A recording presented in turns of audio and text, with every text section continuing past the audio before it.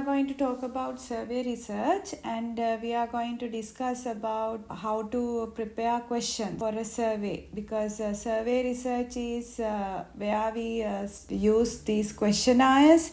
So we need to learn how to prepare questions for questionnaires. Survey means that we take a larger sample and then we try to collect data from them. And in order to do that, we need to use questionnaires, because other methodologies like focus group discussions or interviews is not going to work here, because we need to receive data from a large number of people. So that means normally we say if you are going to conduct a survey, at least we need to have more than 100 people, right? Sometimes in some criteria it goes up to 200 people, because when we collect data from survey methodology, we use statistics, or rather a statistical analysis to analyze the data. So when we use statistics in order to get reliable or correct conclusions, we need large number of people. That's why we say we need a questionnaire, because using questionnaires we can reach a large number of people, and also without spending a lot of time we can collect data. So still there are advantages and also disadvantages in using questionnaires. If you read these internet sources, you will be able to understand what type of advantages are there, what type of disadvantages are there.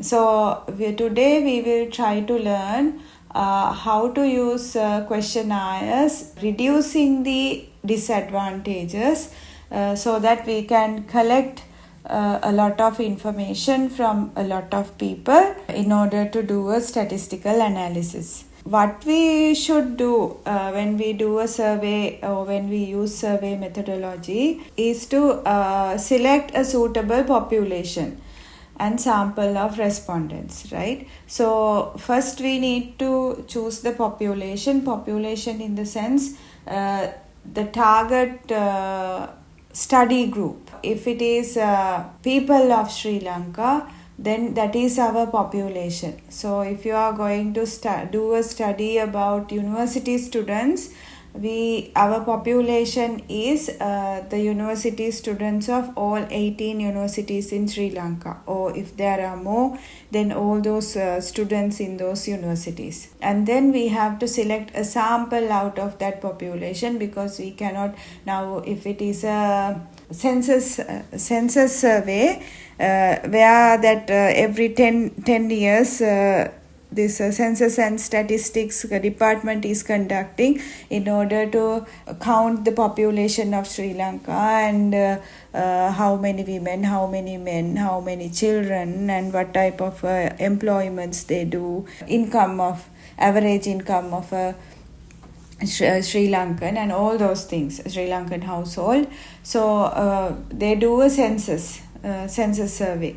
So for such a survey, of course we take the whole population of Sri Lanka, but when we do a research, not like that. Now that is something national, and they have money and they have necessary manpower to do that big research, right? But when we do these researches in a small scale, we cannot study the whole population. So that's why we take a sample out of the population.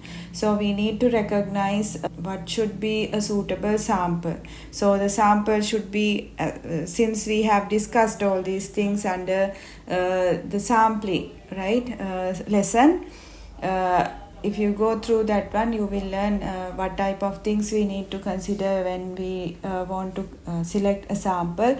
The most important thing is that the sample should be a representative one. as much as possible, right? And especially for a survey methodology, we try to go for a representative sample so that we can cover all the aspects of the population, whether it is gender, age categories, and maybe ethnicities, religions, different economic categories like classes, social classes, and caste, all these things, right? All the divisions in the society, we try to cover all that through our sample. So that's why we say a sample should be a representative sample. And then administering the survey efficiently to obtain valid and reliable data and optimal response rates, right? So when a survey is taking place, the most common comment or the most common complaint that we receive is, I sent this much of Google forms or Google links to this much of people, but I received only this, right? This much, only few filled Google forms. So likewise, the biggest problem that we face is, especially when we do a survey, when we distribute these questionnaires, maybe through post or on internet using a Google link, the rate of response that we get is very limited. So that's why when we distribute the questionnaires, we should distribute it as much as possible, right? So when it comes to a questionnaire that we post somebody, like using this Sri Lanka Post or something, or courier, the number of questionnaires we send to the others is very limited, because that depends on our budget, because we have to spend money for the stamps, right? But when it comes to a Google survey or something, like where we develop a Google form, questionnaire, and then we send the links to people either through emails or WhatsApp groups or maybe Messenger, right? Through different platforms, we can send these questionnaires, right? And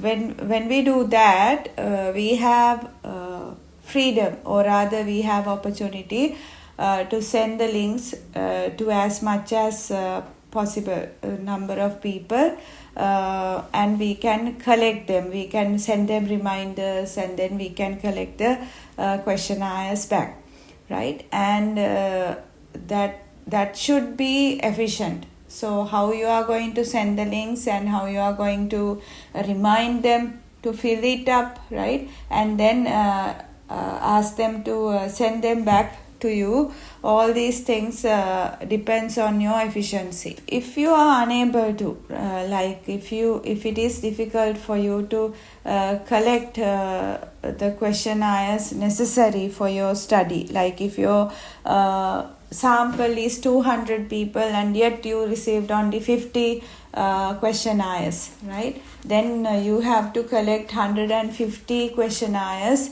like again, right? So in such cases, what you can do is you can fill the questionnaires personally, like face to face. Now this is what I did when I did my master's degree.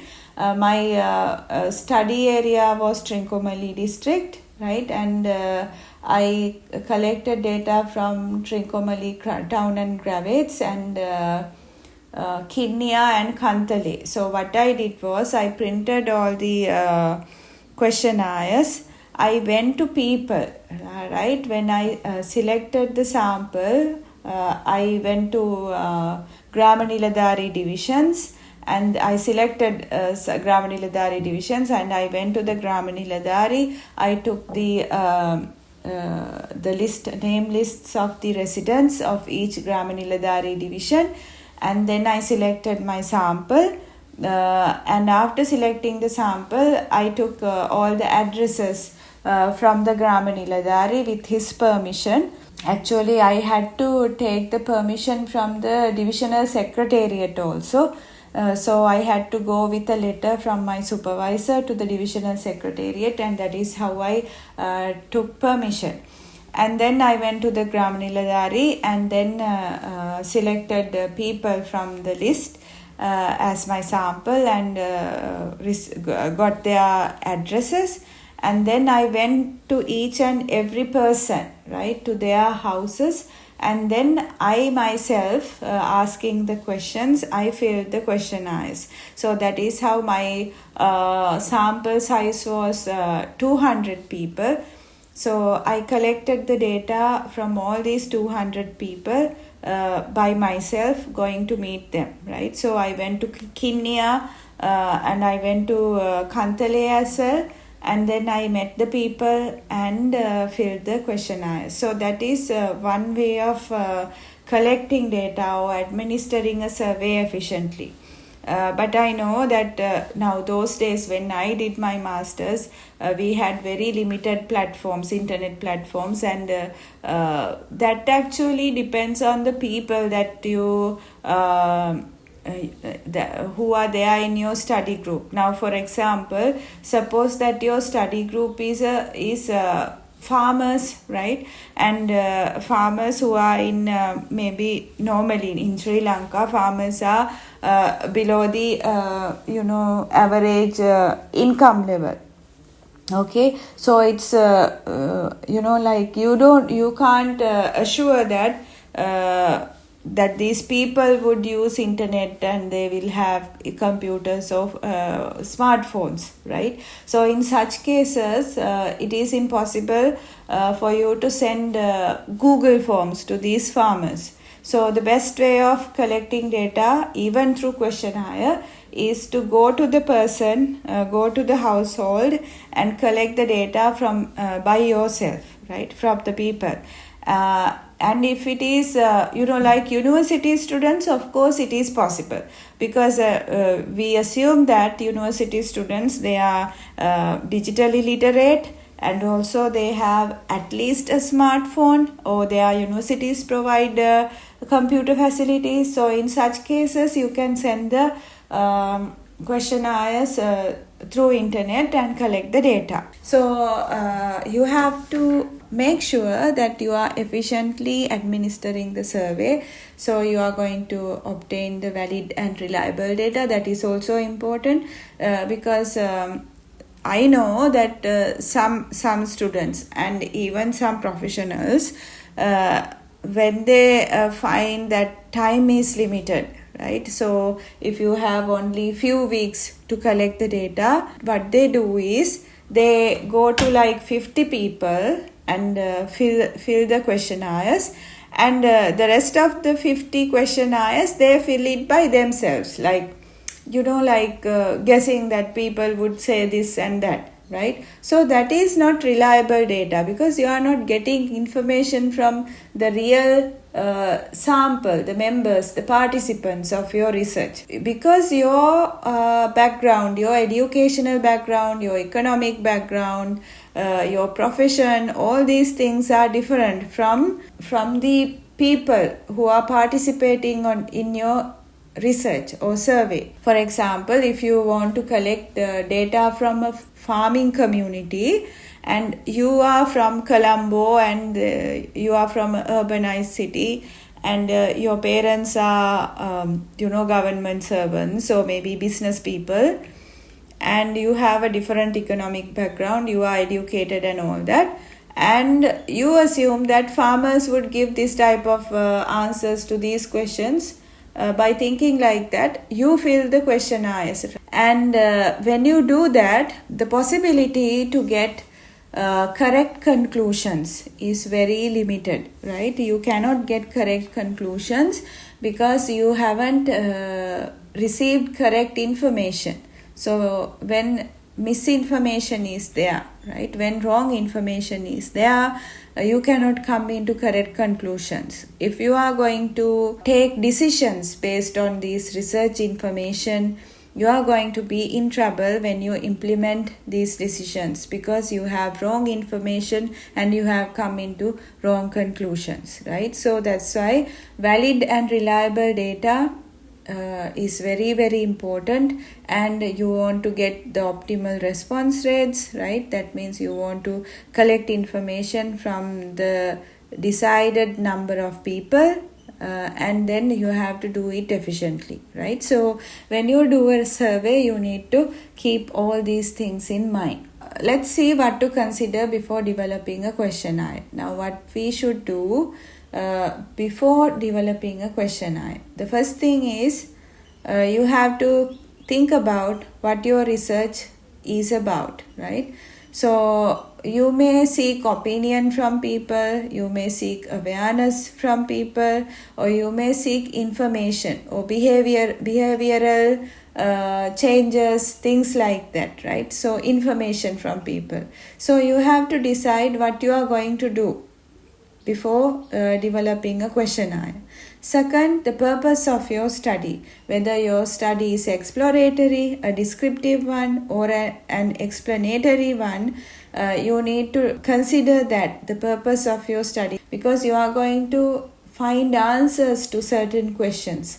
So you have to consider about those objectives and research questions before you develop a questionnaire. So your questionnaire should give information so that you can achieve those objectives, so that you can find answers to your research questions. So all the time, the questions in your questionnaire should link to your objectives or your research questions. So you need to consider for this objective, what are the questions in questionnaire is going to answer, right, or give information. So you have to consider about that. Then the third one is research questions as examined. As I told you, what are the technical difficulties students face during online examinations. So if that is your question, based on that question, create questions for your questionnaire. So you have to ask the participants in your sample, right? You have to ask what type of technical difficulties they face during online examinations, right? Now that can be power cut, or maybe due to weather conditions, poor signal supply, or maybe problems with your devices, like your computer is not in good condition, or your smartphone is not in good condition, or maybe the knowledge that you have regarding technically operating this thing, online examinations, right? That also can be a difficulty in participating in online examinations. So here, what are the technical difficulties? So you have to filter out technical difficulties from all the other difficulties. So you need to prepare questions based on that, right? Specifically on that, so that the participants will be very clear what you are asking. So especially when you are going to ask these questions from a person who's not that literate, and suppose that if it is a school student, right? So if the question is not clear to that person, then that person will maybe misunderstand your question, or maybe can give wrong information to you, right? So that is why it is very important to create clear questions, right, when you prepare your questionnaire. So whenever you prepare your questionnaire, you should consider about your research questions. Then fourth one is what information to be collected, right? So what type of information you normally collect? For example, now when we collect information in a questionnaire, we can divide it into sections. So you can divide the questionnaire into like demographic data, and that will come first. So you collect demographic information from the participants, like age, like education level, number of family members and their education and economic level, or maybe employment, the income of the household, and whether they are having a mobile phone at home, computer at home, whether they have internet connection, right? All these things come under demographic data. So you can divide the questionnaire into demographic data and research data, right? That means based on your, now you can collect all the demographic data even though your objectives don't request or don't want these demographic data. It is better to collect demographic data. Why? Because when you explain, when you give information in your methodology section, you have to give information about your sample, right? If you have demographic data, you can give what sort of sample you have collected information from, right? For example, you can say my sample was consisted of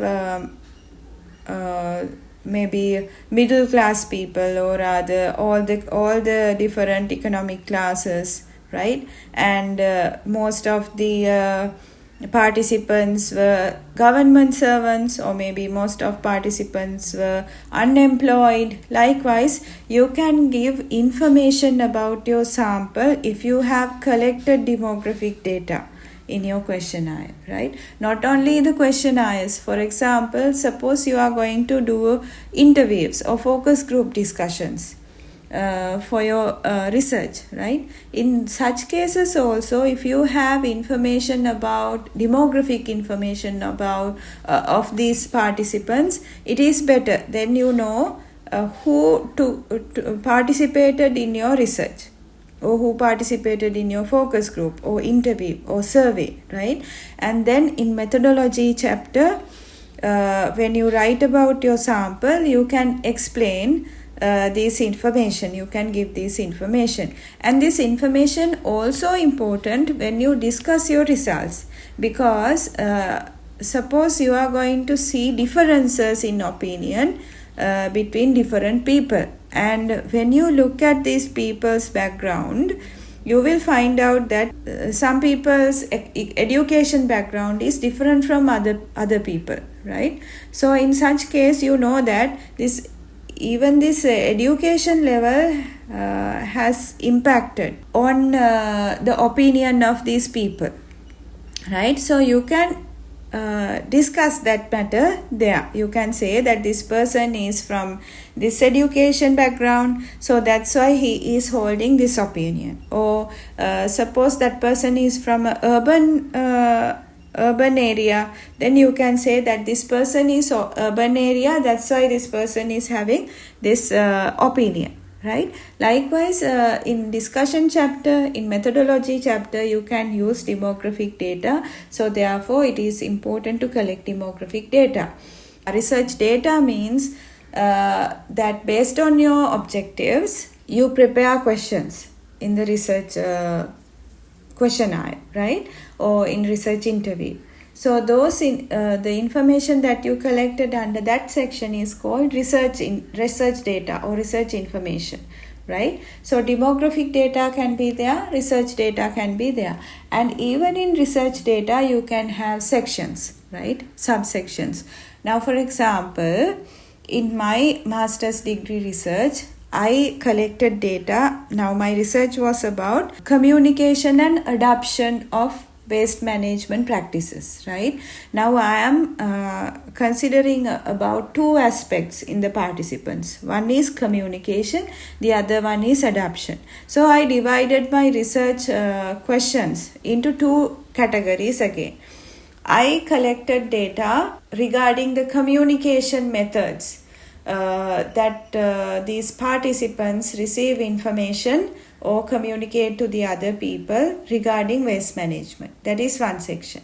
And then my second section was adoption, right? Adoption of waste management practices. So what type of waste management practices these people adopt, and how do they adopt these practices? These things I discussed, or rather the information for these things, I prepared separate question set and I included it under adoption section, right? So likewise, based on your research, based on your objectives, you can have different sections in your questionnaire. It is easy for you to have that type of sections because then you are clear where you have collected information, right? So you can take those questions, the information or the answers you got for those questions, and then you can analyze them separately, right? So it is easy for you and it is clear. And then the fifth one is we have to consider what type of surveys we are using.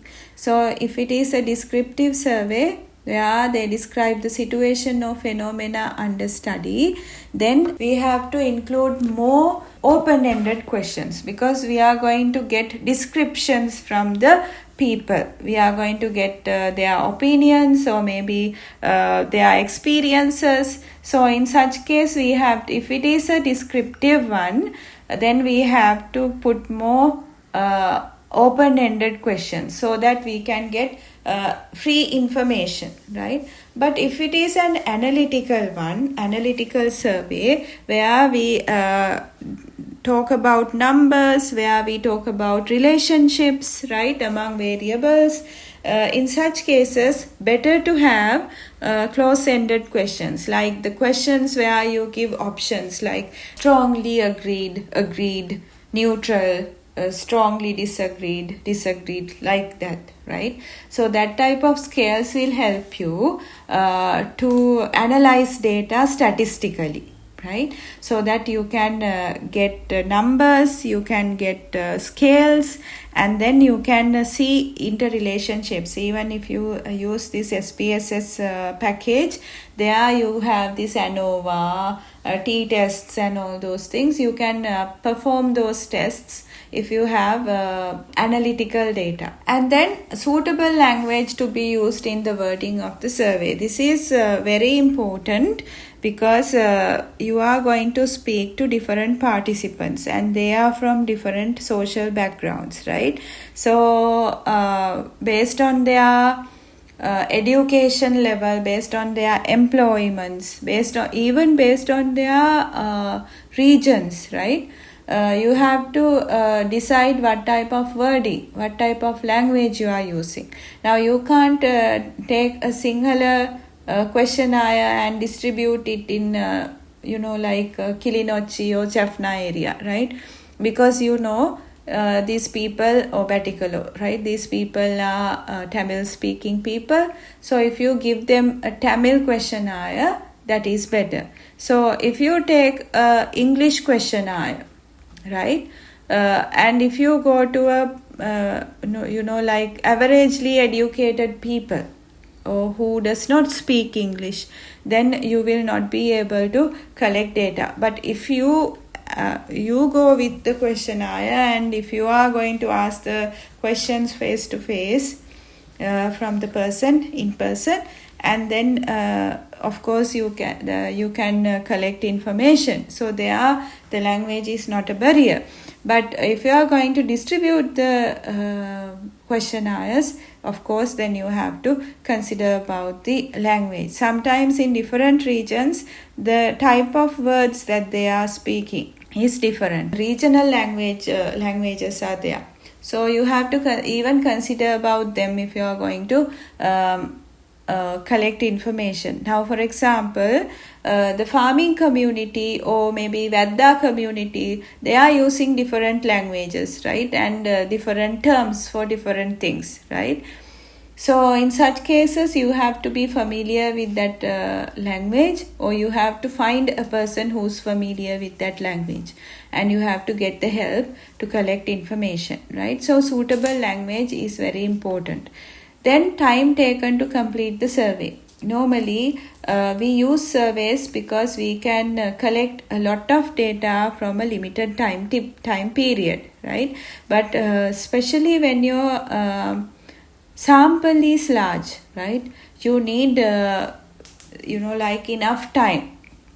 You cannot go in one day, you cannot collect information from all the 200 people, right? That is not possible. So you have to consider about the time. taken to complete the survey, right? So if you have to estimate the time period that you will spend for one particular questionnaire, right, to fill one particular questionnaire, and depend on that you have to consider about the time. So if you have limited time, then of course you have to decide how many number of questionnaires you are going to distribute or you are going to collect information from, right? So if you have only 1 week to collect data, so don't go for like 1,000 sample, right? That is not possible. So the best thing is go for 100 sample, right? So likewise you have to decide that. And also number of questions included in a questionnaire. If you have more and more questions, like 30 questions, 50 questions, right? So most probably the participants will feel bored, right? They will give it up without filling the questionnaire. They will stop it halfway, right? So that's why you want to be very precise when you prepare your questionnaire. Limit the questions, right? Try to limit the question as less as possible, so that the people will feel easy to fill that, and try to make the questions as easy as possible. If a person will have to spend 5 minutes to fill the questionnaire, you can have assurance that this person will fill this questionnaire and return it to you. But if you have like 100 questions or 50 questions or 30 questions and it takes like half an hour to fill them up, then the other people, they are not there to fill your questionnaires. No, they have whole lot of other works to do. So while doing all these works, they are filling up these questionnaires. So in such case, we have to consider about the time. How much time a person will have to fill a questionnaire, and based on that, right, you have to design the questions and also the number of questions. Suppose you have no other option. In order to gather information, for your in order to cover all your objectives, you need to have 30 questions, right? And in such cases, it is better, rather than sending the questionnaire to the people through post or through internet, the best thing is you go to the person in person and fill the questionnaire in person, right? Because when somebody is in front of you, you have no other choice, right? Even the participants will face the same thing.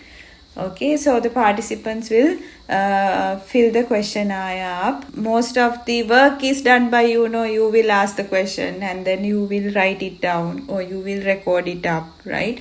So in such case that the participant have less things to do, right? The participant will only have to say what they think, right? Or say the answer to the question that you are asking, right? So in that case, you will be able to fill it up. But my advice is try to limit the questions as much as possible. So you have to be smart enough to prepare questions so that the question will give you answers, very precise answers that will answer your research questions, right? That doesn't mean you can make complicated questions, because you can't think like I can prepare only 10 questions. So in one question I will ask like 10 questions in one, right? So don't do that. One question should address only one aspect. Okay, don't compose questions adding all the things, right? So then the question becomes complicated and the participant will not be able to understand the question, right? So you have to consider about that. Then whether both quantitative data and qualitative data are to be collected, right? So you have to decide whether you need any qualitative data, whether you need any quantitative data. Do you need numbers? Do you need information, right? That you have to consider before preparing your questionnaire. Why? Because sometimes some of your objectives may require quantitative data, but without thinking about that, you get only qualitative information, and when you come to do the data analysis, you will find it difficult because you don't have necessary information, right? So you should consider what type of information it is required by the questions, right? So based on that, you prepare these open-ended or close-ended questions which can bring you quantitative and qualitative data. Better to collect both quantitative and qualitative data, but that entirely depends on your objectives, right? If you don't need any quantitative data, then don't go for quantitative questions, right? Why do you need to increase the number of questions if those questions won't give you any help, right? Or if those questions is not useful to you, so remove them, right? Don't repeat questions, right? If you repeat the question, the participant has to say the same answer to those questions.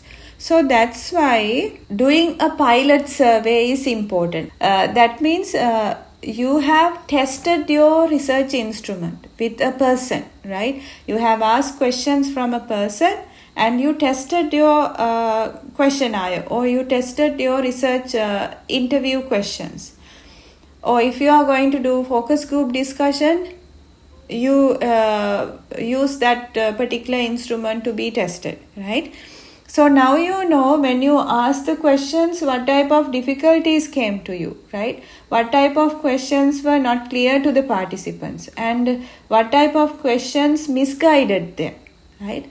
And what type of questions you have included which is not useful to you, and what type of questions you have omitted or you forgot to include in the questionnaire which is really important to your study, right? Now you know that by experience, right? So what you can do now is based on that experience, you can revise your questionnaire, and then you can make your research tool a perfect one. So next one is how the survey is to be administered. So that also you have to consider. Self-administered means the participant has to fill the questionnaire.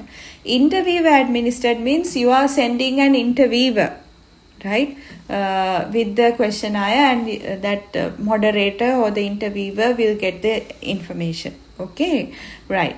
Then method of dissemination, that also you have to be careful when you prepare your research questions, right? If you are sending the research questionnaire through mail or emails, right, then that means it is a self-administered questionnaire. So you have to be clear, right? But if it is a telephone administered or if you disseminate it through telephone, that means you call the person and you fill it up, right? Or you go in person and you fill it up, then you are there, right? So you know that if the person is misguided, you are there to direct him, right? And you are there to explain the unclear questions. So in such case, the way you develop the questions, maybe you have some sort of freedom, but that doesn't mean you can write anything and go to the person and ask it, right? You have to consider about your objectives and research questions. Now we'll see how to organize the survey questionnaire, right? So you have to have a layout and design. Layout in the sense, at the beginning of the questionnaire, you have to give a topic to the questionnaire, a survey on online education, and then you have to give a description about your research in one paragraph, right? Maybe a few lines, like 5 lines. Within that 5 lines, you have to say who you are, from which institution you are, and the topic of your research, why you are collecting this information, and you have to say that you are not going to use the information for any other purpose other than the study, right? Other than the study purpose, right? You have to mention that.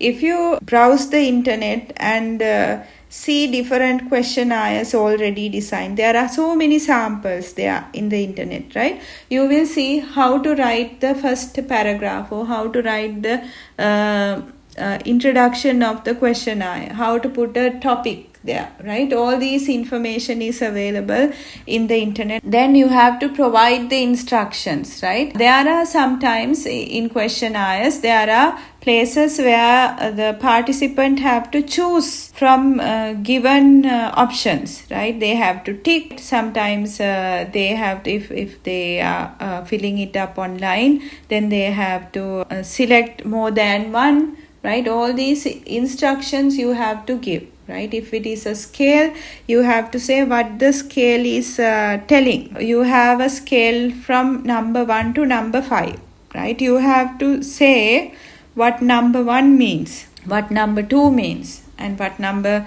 3 means, and what number 5 means, right? So all these things you have to explain. So you need to provide instructions. If you need descriptive information, then you have to tell the person, or you have to write in the questionnaire that please explain briefly, something like that. So you are providing instructions to the person, right? Please choose more than one. This is a multiple answer question. Like that, you have to give information. As I told you, please browse the internet and go through several questionnaires, right? There are samples. Go through them and study how these questionnaires are developed, right? Now, you don't need to develop questionnaires by yourself all the time, right?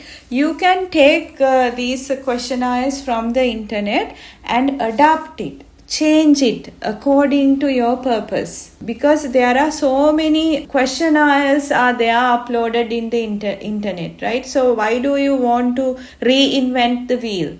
The wheel is already there. You can use the wheel and modify the wheel according to your purpose. But the only thing that you want to keep in mind is you should give the credit to the source that you took the questionnaire, right?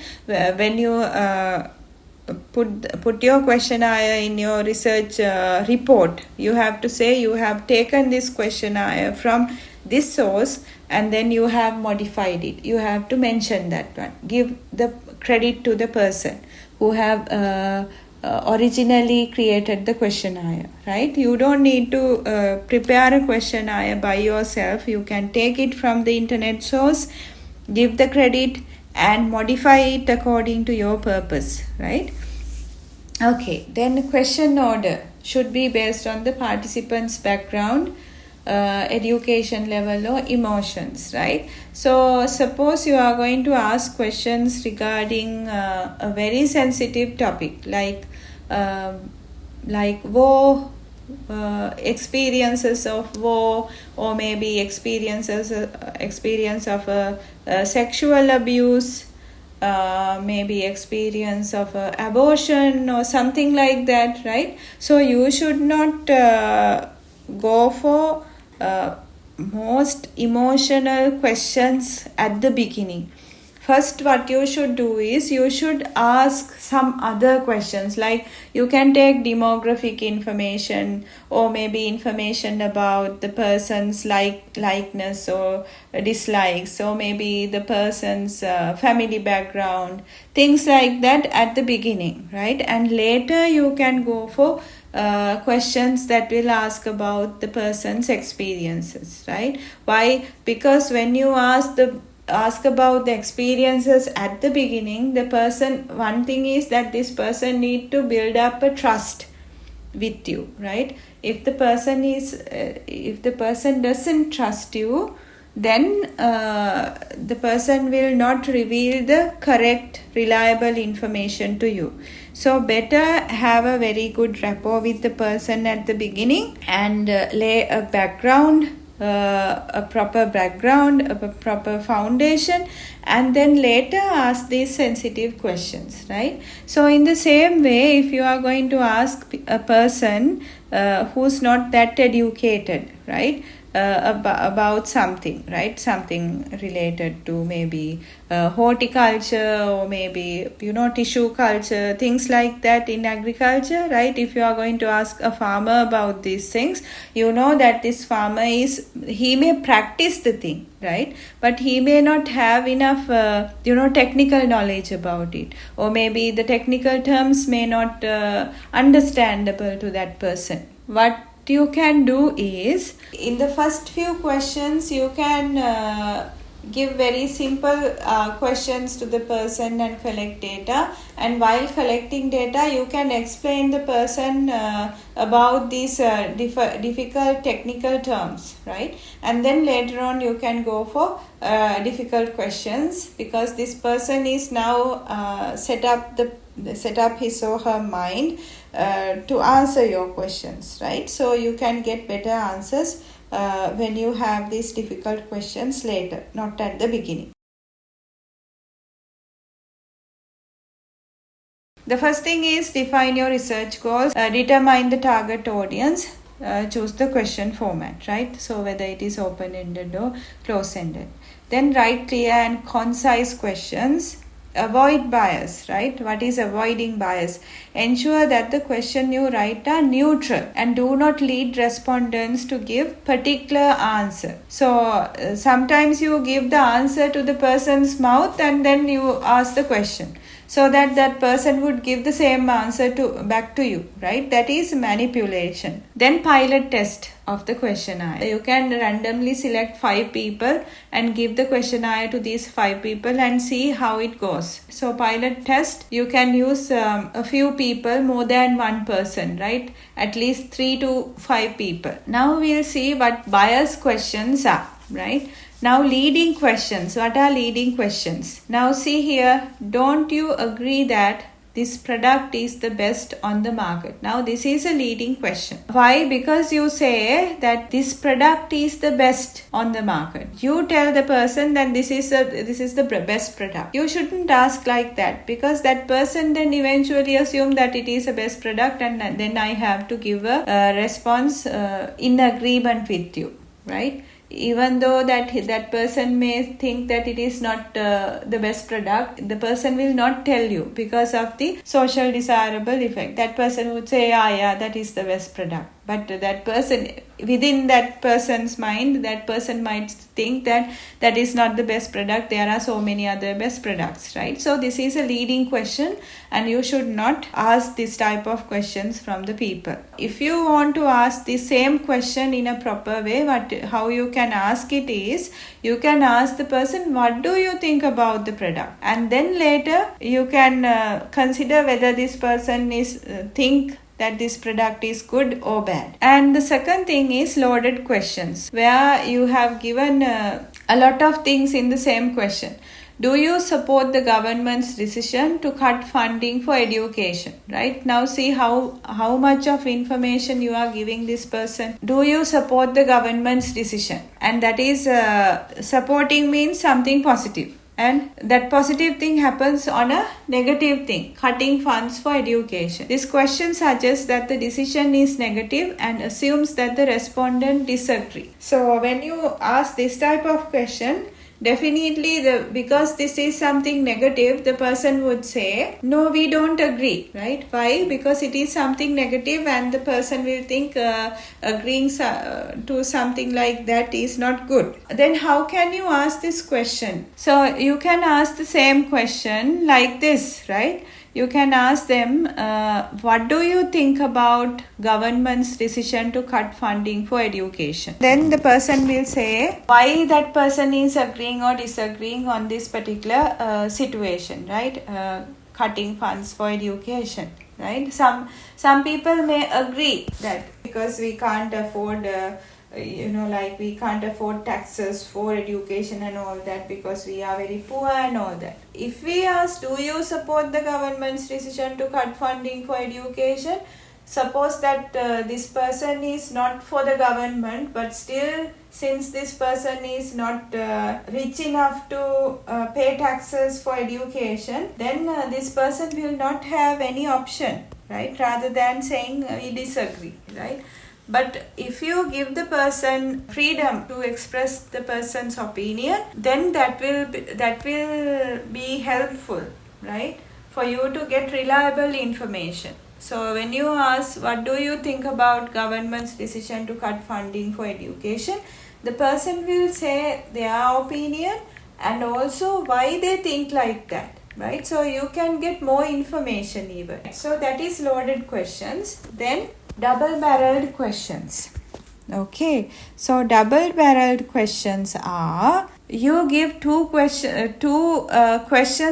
on the same question, right? For example, do you think the company should increase salaries and benefits? Now, two things are there. Do you think company should increase salaries and benefits? Now you are asking two things from the person.